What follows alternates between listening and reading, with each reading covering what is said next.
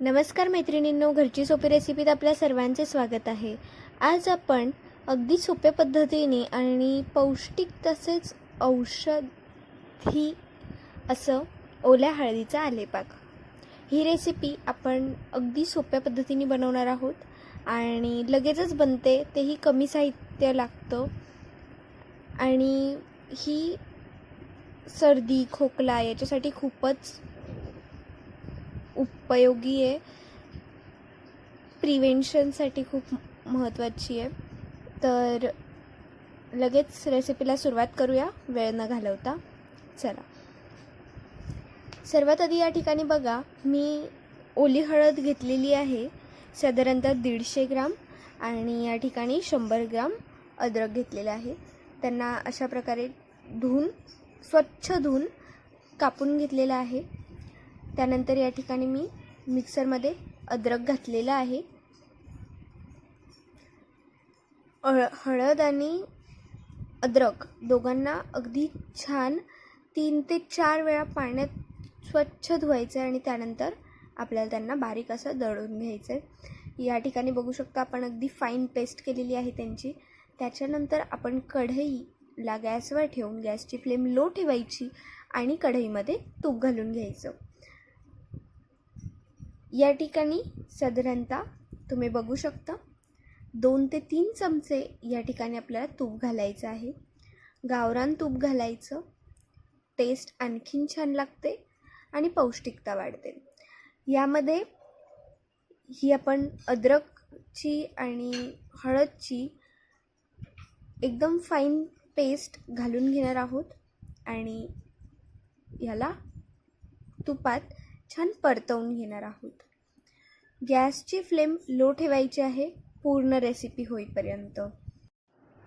आपण ह्या मिक्सचरमधलं, ह्या पेस्टमधलं पूर्ण मॉइश्चर जाईपर्यंत आपण याला सतत परतवत राहणार आहोत। या ठिकाणी मी थोडंसं आणखीन तूप मला वाटतंय म्हणून ॲड केलेलं आहे आणि अशा प्रकारे परतवत राहायचं आहे।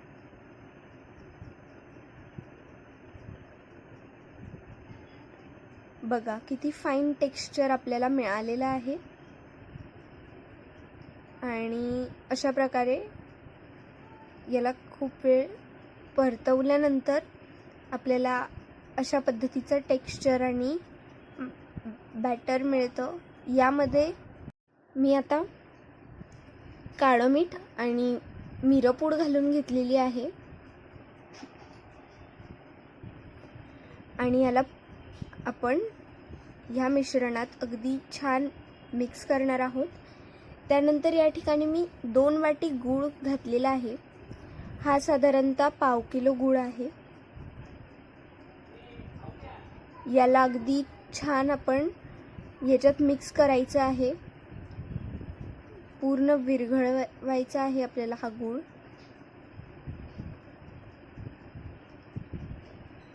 हा जो आलेपाक आहे हा सर्दी आणि खोकला घालवण्यासाठी अगदी छान असा रामबाण उपाय आहे। घरगुती पद्धतीने आणि आयुर्वेदिक पद्धतीने आपण आजारांवर, रोगांवर मात करू शकतो। त्यासाठी आपण हे बनवत आहोत। आता या ठिकाणी बघू शकता गूळ छान विरघळलेला आहे, पण आपल्याला ह्या मिश्रणापासून अगदी छान अशा वड्या बनवता येतील इथपर्यंत आपल्याला त्याला परतवत राहायचं आहे, गॅसवरती शिजवत राहायचं आहे। आता या ठिकाणी बघा, याला छान असा चिकटपणा आलेला आहे आणि याच्या आपल्याला वड्या बनवता येत आहेत। तर आता हा तयार झालेला आहे। आपण हा आलेपाक अजिबात साखर न वापरता बनवलेला आहे। आता या ठिकाणी तुम्हाला ज्यामध्ये आलेपाक बनवायचा आहे त्या भांड्याला छान तूप लावून घ्यायचं। अगदी अशी जाड लेअर तुपाची त्या भांड्याला लावून घ्यायची आहे। ताटात बनवत असाल, कशातही बनवत असाल तर, आणि त्यामध्ये आपल्याला हे आलीपाकचं जे बॅटर आहे ते घालून घ्यायचं आहे. त्याला अशा प्रकारे पसरवून घ्यायचं आहे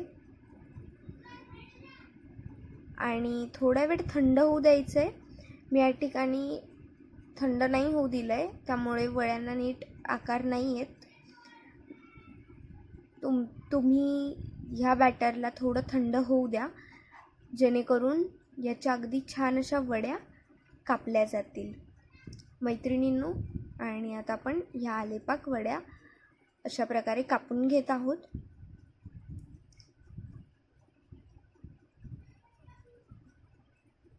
आणि ही वडी प्रत्येकाने खायलाच हवी, जेणेकरून आपल्या सर्दी खोकला यावरती आपल्याला आपली इम्युनिटी वाढेल, आपली इम्यून सिस्टम स्ट्रॉंग होईल. त्यासाठी हे खूप महत्त्वाचं आहे.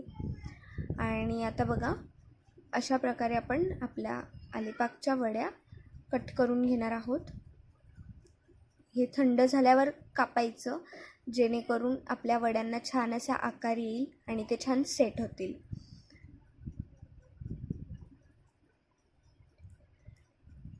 रोज एक ही वडी खाल्ल्यामुळे आपण आपली इम्युनिटी सिस्टम स्ट्रॉंग करू शकतो आणि हे आपण स्टोअर करून ठेवू शकतो. आरामात आपण 2 ते 3 महिने ह्या वड्या स्टोअर करून ठेवू शकतो. आणि ह्या वड्यांना अगदी छान फ्लेवर असतो, त्यामुळे लहानांपासून मोठ्यांपर्यंत सर्वच जण ह्या वड्या आवडीने खातील. तर मैत्रिणींनो, तुम्हाला या औषधी आयुर्वेदिक अशा ओल्या हळदीच्या आलेपाक वड्या कशा वाटल्या कमेंट करून कळवा. व्हिडिओ आवडला असेल तर व्हिडिओला लाईक करायला विसरू नका. हा व्हिडिओ जास्तीत जास्त जणांपर्यंत शेअर करा आणि चॅनलला जर सबस्क्राईब केलं नसेल तर सबस्क्राईब करून बेल आयकन प्रेस करा, जेणेकरून नवीन येणाऱ्या व्हिडिओजची नोटिफिकेशन्स आहेत ते तुम्हाला मिळत राहतील. आणि